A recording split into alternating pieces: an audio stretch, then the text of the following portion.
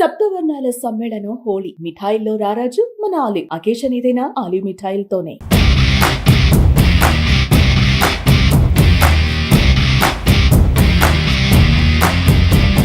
పండగ వాతావరణం. ఎందుకంటే ఎప్పుడెప్పుడా విజయం వరిస్తుందని చెప్పేసి దశాబ్దన్నర పైనే అన్ని అప్పజేయాలి. పవన్ కళ్యాణ్ గారికి కావచ్చు, పవన్ కళ్యాణ్ గారి టీంకి కావచ్చు. కానీ నాయకుడు మాటలో మేము నడుస్తాం, ఆయనతో 10 సంవత్సరాలు జర్నీ చేస్తామని చెప్పి పురుషులే అనుకుంటే మహిళలు కూడా మేమేమి వెనకడుగాము. పవన్ అన్నతోనే మా జర్నీ, మా లైఫ్ అని చెప్పేసి అనేక మంది కీర్తనలు పార్టీ వైపు నడుస్తూ ఉన్నారు. అటువంటిది జనసేన రాష్ట్ర అధికార ప్రతినిధి కీర్తన గారు గత 5 సంవత్సరాల్లో జనసేన ఆమెను కూడా అనేక మంది కామెంట్ చేశారు, రకరకాల బూతులు తిట్టారు, సభ్య సమాజం తలదించుకునే విధంగా మహిళలని చూడకుండా కించపరిచారు. వాళ్ళందరూ కూడా వాళ్ళ ఇంటికే పరిమితం అయిపోయారు. జగన్మోహన్ రెడ్డి గారుతో పాటు, నాయకుడితో పాటు ఆయన మంత్రులు, ఎమ్మెల్యేలు కూడా గత 5 సంవత్సరాల్లో పవన్ కళ్యాణ్ని ఇంటికే పరిమితం చేస్తాం, అసెంబ్లీ గేటు కూడా దాటనివన్నారు. వాళ్ళు ఎవరైతే అన్న వాళ్ళందరూ కూడా వాళ్ళ ఇంటి గేటు దాటి బయటకు రాని పరిస్థితిలో ఉన్నారు. ఆయన హ్యాపీగా అసెంబ్లీ గేటు తన్నుకొని 21 100% సక్సెస్ రేట్తో భారతదేశ రాజకీయాల్లో, తెలుగు రాష్ట్రాలే కాదు ఈరోజు దేశ రాజకీయాల్లో మోదీ గారితో పాటు కూర్చుంటున్నాడంటే ఆయనకున్న డెడికేషను, డిటర్మినేషను, కమిట్మెంట్ మనం అర్థం చేసుకోవాలి. తెలుగు వాళ్ళకి గర్వపడాలి. అటువంటిది ఈ సభా వేదిక మీద కీర్తన గారు 3 రోజుల క్రితం ఇక్కడికి వచ్చారని చెప్పి తెలిసింది. ఆమె తిరుపతి నుంచి రావాలి. ఒక మహిళ ఉండి మొన్నే ఉమెన్స్ డే జరిగింది. మహిళ అంటే ఎన్నో బాధ్యతలు ఉంటాయి, ఫ్యామిలీని చూసుకోవాలి, అన్నీ చూసుకోవాలా. జనసేన కోసం ఇంత దూరం వచ్చి దాదాపు వాళ్ళు తిరుపతి నుంచి 100 మంది మహిళలు వచ్చి ఆ టీముల్లో పని చేస్తా, వాళ్ళకి ఇచ్చిన బాధ్యతలు నిర్వర్తిస్తా పవన్ కళ్యాణ్ గారి విధానాలు ముందుకు తీసుకెళ్తానికి ప్రయత్నం చేస్తున్నారు. కీర్తన గారు వెల్కమ్ అండి. నమస్తే సార్. నమస్కారం. 2021, 2023, 24, 25 10వ ప్లేనరీ, 11వ ప్లేనరీ, 12వ ప్లేనరీ ఇప్పటం మీకు బాగా గుర్తు. ఫస్ట్ టైం నేను ప్రభుత్వ ఓటు చీలకుండా రాజకీయం చేస్తాను. మీకు కాదు, ఎవరికి అర్థం కాల ఎలా చేయగలడు మా నాయకుడని. మీరు ఆ రోజుల్లోనే మా నాయకుడు ముఖ్యమంత్రి కావాలని కోరుకున్నారు. మేము ఎన్నో ఇంటర్వ్యూలు చూసాం. ఆ తర్వాత 2024లో మచిలీపట్నంలో చూసాం 7 లక్షల మంది జనం. ఇప్పుడు విజయం ఇన్నాళ్ళకి వరించింది. నాయకుడు 100% స్ట్రైక్ రేట్తో తన గెలవటమే కాకుండా 164 మంది ఎమ్మెల్యేలు, 163 మంది ఎమ్మెల్యేలు, ఆయనతో పాటు 21 మంది ఎంపీలు గెలిపించారు. ఎలా చూస్తారు ఈ విజయాన్ని? మీ అందరికీ తెలిసిందే, ఇది ప్రజల విజయంగానే మేము భావించాలి. ఎందుకంటే ఒక్క ఛాన్స్ ఇస్తే ఏం జరుగుతుందో చూద్దాం అనుకున్నారు. నట్టేట ముంచి సర్వనాశనానికి కారణమైన వ్యక్తి జగన్మోహన్ రెడ్డి అయితే పవన్ కళ్యాణ్ గారు సింగిల్గా ఒక్క ఎమ్మెల్యేని గెలిపించుకుంటే ఆ ఎమ్మెల్యేని కూడా లాక్కునేసి పార్టీని నిర్వీర్యం చేయడం కోసం ఎన్ని ప్రయత్నాలు చేయాలో, ఆయన్ని ఆర్థిక మూలాలు దెబ్బతీస్తూ, మానసికంగా కుల్లతీస్తూ, అండ్ ఇంకోటి ఏంటంటే మీరు గమనిస్తే వ్యక్తిగత విమర్శలు, ఎస్పెషల్లీ దీనికోసమే 5 years ప్రెస్ మీట్ పెట్టారంటే మీరు నమ్ముతారా? 5 years ప్రెస్ మీట్స్ మీరు ఏ ఎమ్మెల్యే కానీ, మినిస్టర్ కానీ సదరు శాఖ మీద కాకుండా ఎప్పుడు ఎమ్మెల్యేలు వ్యక్తిగతంగా పవన్ కళ్యాణ్ గారి కోసమే మాట్లాడారు. అండ్ వాళ్ళ అమ్మగారిని, భార్యని, పిల్లల్ని కూడా అసాసినేట్ చేస్తూ మాట్లాడారు. సో ఇన్ని భరించింది కేవలం ప్రజల కోసం. ప్రజలకు ఆయన ఇచ్చిన మాట నిలబెట్టుకొని అధికారంలోకి వస్తేనే కొన్ని పనులు జరుగుతాయి కాబట్టి అధికారంలోకి రావాలన్న ఇంటెన్షన్తో ఆయన ఎన్నో త్యాగాలు, ఒడిదుడుకులు, అవమానాలు అన్ని పడి 100% strike rate. It's not easy thing అండి. ప్రభుత్వం ఏర్పాటు చేయడంలో కీలక పాత్ర పోషించారని చెప్పాలి పవన్ కళ్యాణ్ గారు. ఈరోజు ఏ రాజకీయ పార్టీ కూడా ఇంతవరకు 100% స్ట్రైక్ రేట్తో గెలుపొందలేదు. ఒక్క జనసేన ఆ చరిత్ర సృష్టించిన ఏకైక వ్యక్తి పవన్ కళ్యాణ్ గారు. ఒక మహిళగా పవన్ కళ్యాణ్ గారు ఎప్పుడు కూడా రాజకీయాలు చేయాలా అంటే స్వచ్ఛమైన రాజకీయాలు. ఆయనే సినిమాలు తీస్తే 1000 కోట్లు ఆదాయం. ఈ డబ్బు ముఖ్యం కాదు.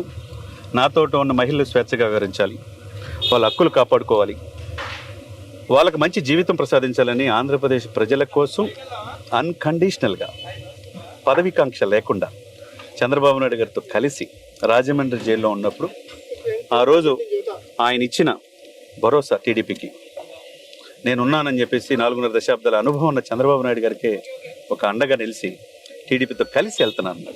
మీకు ఎవరికి చెప్పలే ఆయన.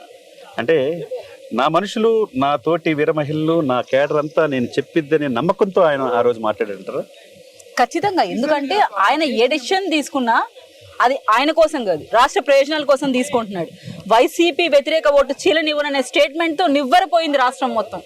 ఎందుకంటే ఇంత కీలకమైన స్టేట్మెంట్ పవన్ కళ్యాణ్ గారు ఇస్తున్నారంటే ఎంత దూరాలోచన చేసి ఉంటారో మనం అర్థం చేసుకోవచ్చు.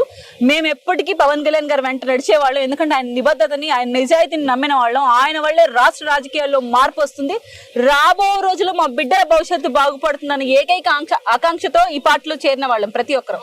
సో ఏ మహిళ అయినా, పార్టీ క్యాడర్ అయినా ప్రతి ఒక్కరు పవన్ కళ్యాణ్ గారి మాటే శాసనంగా పనిచేస్తాం. ఒకవైపు ఏమో ప్రధానమంత్రి గారు ఈయన పవన్ కాదు తుఫాన్ అంటున్నాడు, 20 మంది ముఖ్యమంత్రులు స్టేజ్ మీద ఉన్న పవన్ కళ్యాణ్ గారి దగ్గర ఆగి పలకరిస్తున్నాడు.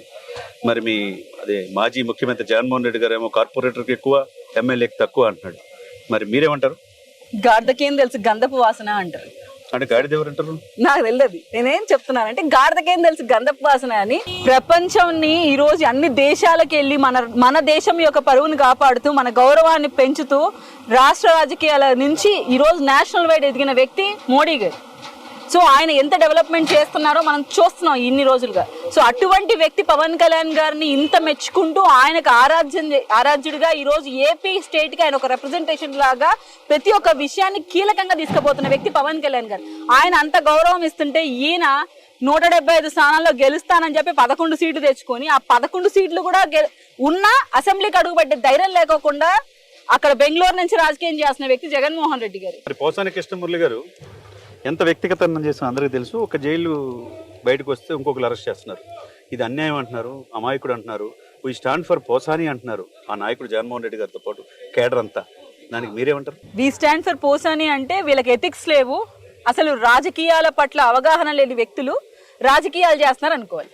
To be frank, Posani Krishnamurali గారు వ్యక్తిగతంగా విమర్శిస్తున్నప్పుడు ఏ రోజు నోరు మెరపని ఈ వైసీపీ క్యాడర్ రోజు పవన్ కళ్యాణ్ గారి విషయంలో అప్పుడు నోరు మెదపకుండా ఇప్పుడు వచ్చి మాట్లాడుతున్నారంటే వ్యక్తిగత స్వార్థం కోసం మాట్లాడుతున్నారు. ఇటువంటి రాజకీయాలు చేసి జగన్మోహన్ రెడ్డి గారు రాష్ట్ర రాజకీయాల్లో ఉండరు. సేమ్ అదే సమయంలో పోసాని గారి లాగే మీ జిల్లాకు చెందిన మాజీ నటి రోజా గారు కూడా పవన్ కళ్యాణ్ గారి పట్ల ఎన్నో రకాలుగా విమర్శించారు కదా. ఆమెను ఎప్పుడు అరెస్ట్ చేయబోతున్నారు? ముందుగా మీకు థ్యాంక్ యూ చెప్పాలి. ఆమె మినిస్టర్ అనలేదు, ఎమ్మెల్యే నటి అన్నాడు. అంటే మీ మనసులో కూడా ఆమె నటిగానే ఉంది. మాజీ నటి అన్నారు, నటి అనలేదు. ఇట్స్ ఓకే, బట్ ఏదైనా మీరు ఒక నటి అన్నారు, మాజీ మంత్రి, మాజీ ఎమ్మెల్యే అని మీరు అనలేదు. సో మీకు కూడా రోజా గారి మీద ఉన్న అభిప్రాయం ఒక నటి లేదా జబర్దస్త్ షో నడిపించిన ఒక హోస్ట్, అంతేగాని రాష్ట్ర రాజకీయాల్లో రోజా గారికి ఒక ఎమ్మెల్యేగా గుర్తింపు లేదు, ఒక మినిస్టర్ గా గుర్తింపు లేదు. అట్ ప్రెసెంట్ మాలాగా ఒక అధికార ప్రతినిధి అలా కూడా గుర్తింపు లేదు. రోజా గారి గురించి మాట్లాడడం వల్ల ఆమెను పెద్ద చేసినట్టుంటది.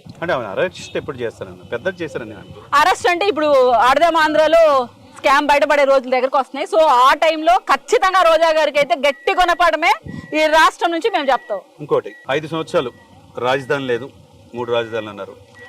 పోలవరం పూర్తి కల, ఆంధ్రుల జీవనాడి. రాజధాని పూర్తి కల, జాబ్ క్యాలెండర్ లేదు, 1వ తారీఖు జీతాలు లేవు, పెంచిన పెన్షన్లు లేవు. ఇప్పుడు రోడ్లు బాగున్నాయి.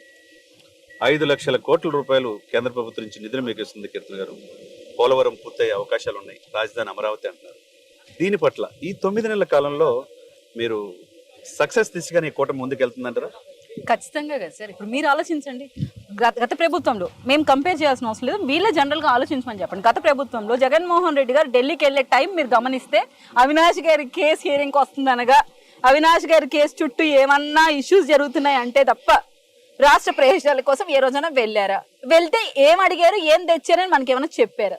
ముందు ఒక ప్రెస్ మీట్ లేదు, వెనక ఒక ప్రెస్ మీట్ లేదు. ఆయన 22 మంది ఎంపీలు ఇండి ఎవరు ప్రధానమంత్రి అయినా మెడలు ఉంచి స్పెషల్ స్టేటస్ తెస్తానడుగా, తెచ్చాడా? పోనీ అటువంటి విషయంగా వ్యతిరేకించాడా కేంద్రాన్ని? పెట్టిన ప్రతి బిల్లుకు ఆమోదం పలికిన వ్యక్తి జగన్మోహన్ రెడ్డి గారు. ఏ రోజు ఆయన వాళ్ళకు వ్యతిరేకంగా మాట్లాడలేదు కదా. జగన్మోహన్ రెడ్డి గారితో పాటు 33 కేసుల్లో A2గా ఉన్న విజయసాయి రెడ్డి గారు పార్టీ రిజైన్ చేశారు. ఆ తర్వాత ఈ రోజు విక్రాంత్ రెడ్డి అంటే వైవి సుబ్బారెడ్డి కొడుకే కాకినాడ పోర్టుకు సంబంధించి మొత్తం దోషి అని చెప్తున్నారు. దీన్ని ఎలా చూడాలి? ఆయన మారిన మనిషిగా మీరు చూస్తారా విజయసాయి రెడ్డిని? ఇంకా నమ్మరా? వాళ్ళు మారినా మారకపోయినా ప్రభుత్వం అనేది కరెక్ట్ గా వర్క్ చేయడానికి సంసిద్ధంగా ఉన్నప్పుడు, తప్పులు చేసి ఉంటే, సాక్ష్యాలు ఉంటే వాళ్ళు మారి పరివర్తన చెందిన శిక్షలు అయితే పడతాయి. దాంట్లో తప్పించుకోనిగా వాళ్ళు మారి పరివర్తన చెందారంటే వదిలిపెట్టేదైతే ఏం ఉండదండి. చివరిగా ఒక మహిళగా, ఒక నాయకుడు పవన్ కళ్యాణ్ గారి పట్ల ఆయన బాటలో నడుస్తున్నందుకు మీరు ఎలా ఫీల్ అవుతున్నారు? అబ్సల్యూట్లీ చాలా హ్యాపీగా ఉంటది. ఎందుకంటే పవన్ కళ్యాణ్ గారి ఆశయ సాధకులుగా మేము ఉంటున్నందుకు నిజంగా మాకు ఎంత గౌరవం ఉంటుందో రాష్ట్ర రాజకీయాల్లో చూస్తున్న ప్రతి ఒక్కరికి తెలుసు. ఎన్నో అవమానాలు, ఒడిదుడుకులు పడ్డా మాకు పవన్ కళ్యాణ్ గారి తోడుంది, ఆయన మమ్మల్ని కాపాడుకుంటారనే నమ్మకం మాకుంది. ముఖ్యంగా మా బిడ్డల భవిష్యత్తు బాగుపడుతుందన్న ఆశ కూడా మాకు వచ్చింది. ఇప్పుడు నిజంగా ఇటువంటి వ్యక్తి రాజకీయాల్లో ఉండడం నిజంగా ఏ జన్మలో మేము చేసిన అదృష్టంగా భావిస్తున్నాం. ఆయన హయాంలో మేము ఉండడం ఇంకా సంతోషంగా ఉంది. పిఠాపురం వేదిక అనేక సంక్షేమ పథకాలు చేస్తా డిప్యూటీ సీఎం గారు ముందుకెళ్తున్నారు. మరి కొన్ని గంటల్లో జరిగే ఈ సభలో ఎన్ని లక్షల మంది వస్తారని చెప్పి మీరు భావిస్తున్నారు? ముఖ్యంగా మహిళలు ఎంతమంది వస్తారు? అంచనాలకు మించి రావడమే జనసేన మీటింగ్ అంటే అందరికీ తెలిసిందే. మా అంచనా అయితే 10 లక్షలు అనుకుంటున్నాము. అంటే చాలా మంది పొలవ పొట్లలు వీరు బాటిల్లో ఒక్కొక్కరికి 500,000 రూపాయలు ఇచ్చి ఎక్కిస్తే తప్పితే రాని పరిస్థితిలో మీకు అయ్యే అవసరం లేదంటారా? ఇప్పుడు ఇంత మంటలో ఎంతమంది ఉన్నారో మీరు చూడండి. ఇది ఎలా ఉంటుందో మీరు ఊహించవచ్చు. సో పవన్ కళ్యాణ్ గారికి బిర్యానీ ప్యాకెట్లు పొట్లాలు కాదు, క్రౌడ్ పుల్లర్ అంటారు. ఒక సునామీ సృష్టించగల వ్యక్తి. లాస్ట్ టైం మచిలీపట్నంలో నాకు తెలిసి 12:30 అయింది మీటింగ్. క్రౌడ్ చెక్కు చెదరకుండా కూర్చున్నారండి. 7 లక్షల మంది వచ్చారు. అంత మించి ఇప్పుడు వస్తారు ఖచ్చితంగా. గెలుపు తర్వాత వచ్చిన మీటింగ్ ఇది. ఇంకోటి అంటే కదలలేదు. నైట్ 12:30 అయినా చెక్కు చెదరకుండా కూర్చున్నారు ఆ మీటింగ్ మొత్తం. సో జన సైనికులు అంటే ఒక సునామీ. పవన్ కళ్యాణ్ గారు వస్తున్నారంటే వాళ్ళల్లో ఉన్న ఉత్సాహం ఎలా ఉంటుందో తెలుసు. మేము బిర్యానీ ప్యాకెట్లు పంచుకోవాల్సిన ఆవశ్యకత మాకు లేదు. కానీ ముందుగా చెప్తున్నాను, వ్యక్తిగత జాగ్రత్తలు పాటించండి.